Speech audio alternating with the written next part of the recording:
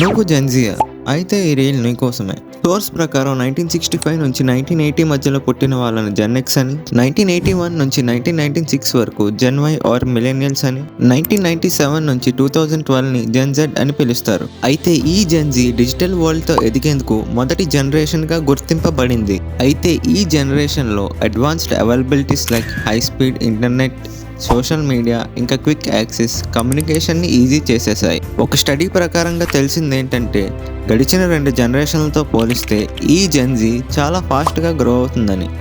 Technology పరంగా, business ఫీల్డ్లో ఇంకా అన్ని రంగాల్లోని రాణించడమే కాకుండా సమాజంలో జరిగిన ప్రతి దాని మీద సోషల్ మీడియా ద్వారా అవేర్నెస్ చూపిస్తుంది. ఈ జెన్జీలో ఉన్న వాళ్ళు టెక్నాలజీ పరంగా ఎంత అయితే ముందుకెళ్తున్నారో మెంటల్ హెల్త్ ఇంకా మారల్ వాల్యూస్లో అంతే వెనకబడుతున్నారు. మారుతున్న ప్రపంచంతో పరుగులు తీస్తూ డిప్రెషన్ ఇంకా స్ట్రెస్కి గురవి సూసైడ్ వరకు వెళ్తున్నారు. ప్రతిదీ డిజిటలైజేషన్ అవ్వడంతో లేజినెస్ చాలా పెరిగిపోయింది.